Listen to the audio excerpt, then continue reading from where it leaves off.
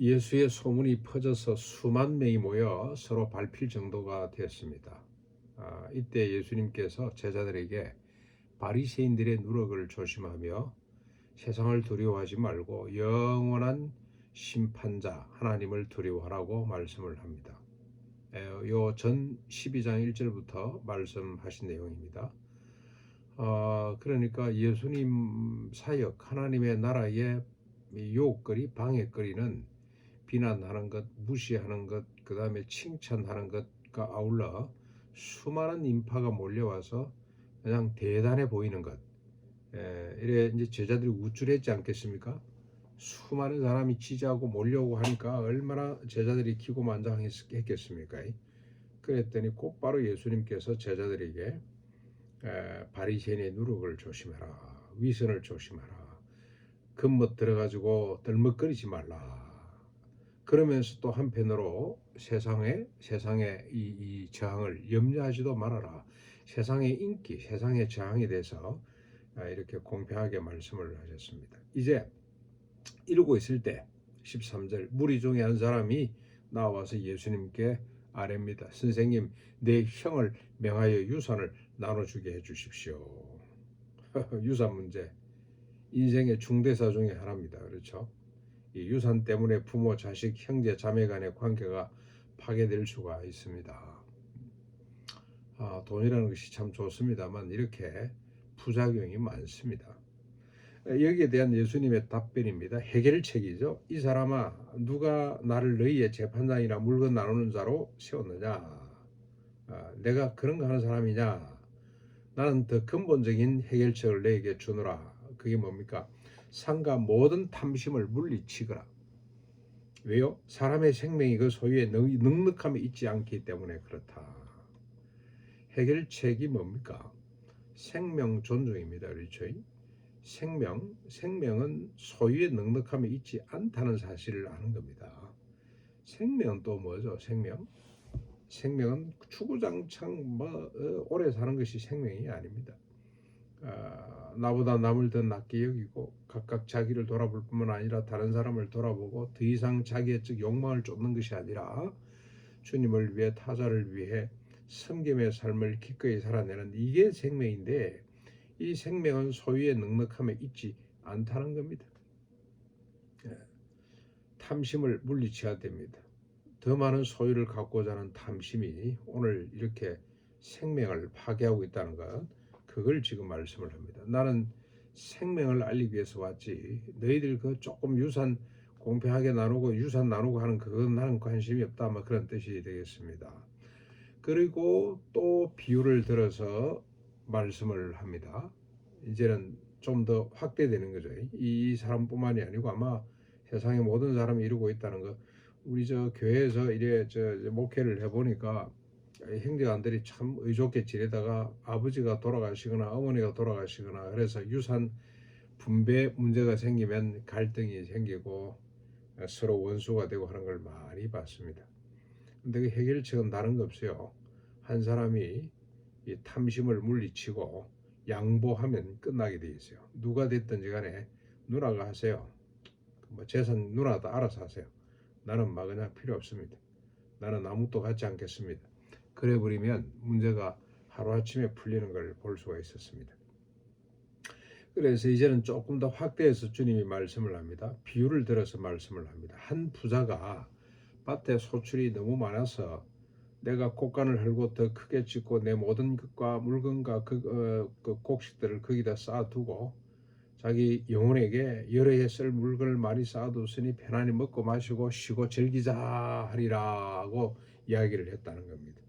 그런데 하나님이 이러시기를 어리석은 자여 오늘 밤에 내 영혼을 도로 찾으리니 그러면 내 준비한 것이 누구의 것이 되겠느냐 하셨으니 자기를 위하여 재물을 쌓아두고 하나님에 대하여 부여하지 못한 자가 이와 같게 될 것이다.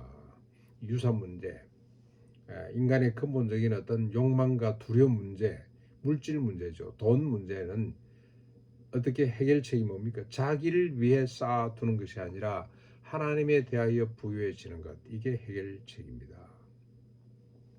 하나님에 대하여 부여해지는 건 다른 건 아니죠. 나눠주는 겁니다. 나눠주는 거, 구제하는 거, 같이 더불어 함께 사용하는 것. 그게 하나님에 대하여 부여한 거죠. 우리가 마태복음 25장의 천국 부여도 보면은 양 같은 사람은 어떤 사람들입니까? 가난한 사람들을 불쌍히 여기사 자기의 가진 소유 얼마 되지 않지만 나눠주고, 헐벗은 자에게 옷을 벗어주고, 굶주린 자에게 먹을 것을 나눠주고, 유리방하는 자에게 집에 드리고, 그게 전부였어요.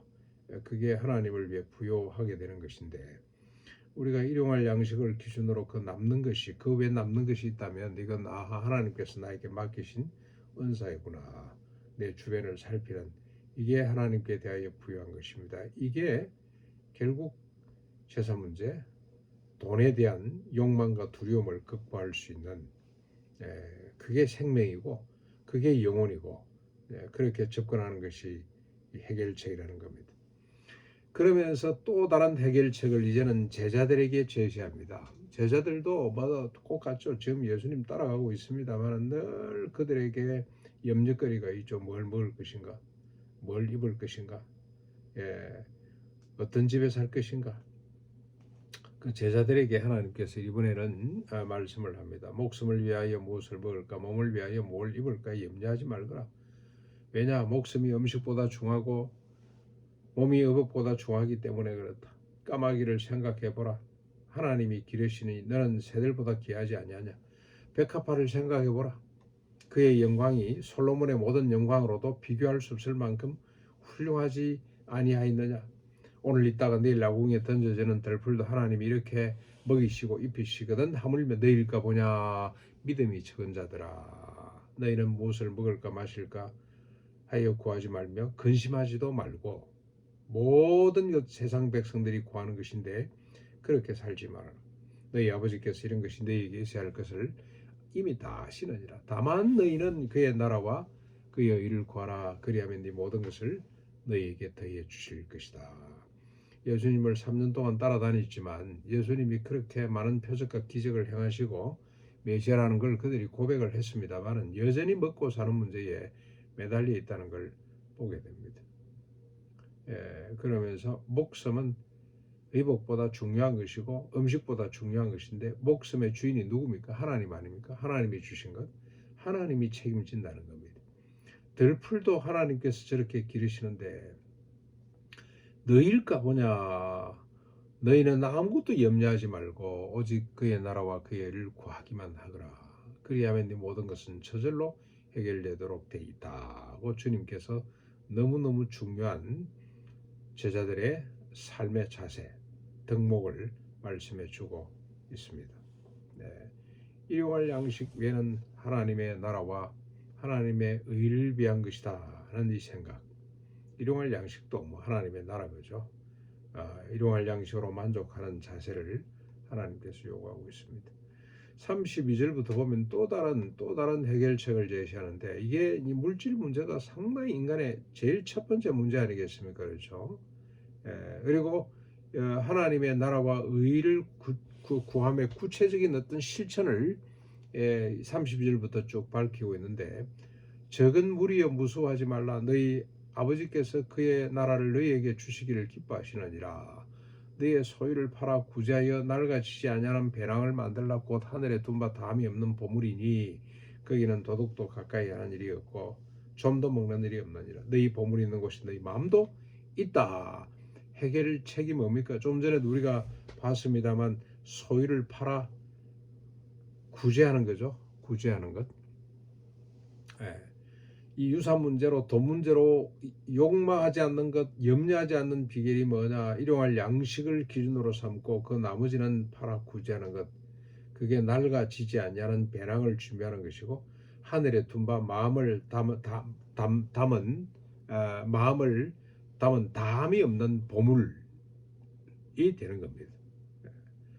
세상 나라와 개인은 어떻습니까? 보물을 자기를 위해서 자기 창고를 넓히고 그걸 거기다 쌓아둡니다마는, 하나님의 나라 그리고 하나님의 백성들은 어떻습니까? 보물을 구제함으로 하늘 창고에 쌓는 사람들이다. 너무너무 좋은 비교입니다. 좋은 비유입니다. 세상에 속한 사람들은 보물을 자기를 위해 자신의 창고에 쌓아둡니다. 그게 권력이 되고 힘이 되고 계급이 되고 자랑이 되고 그렇습니다. 그렇죠? 그러나 하나님의 나라를 지향하는 백성들은 어떻게 사냐? 보물을 구제함으로 하늘 창고에 쌓는 사람들이다. 오늘도 우리가 보물을 하늘에 쌓을 수 있기를 바랍니다. 예, 우리가 집행하는 모든 것으로 우리 자신이 아니라 주변의 많은 사람들을 복되게 하고 기쁘게 하는 일에 쓸 수 있기를 바랍니다.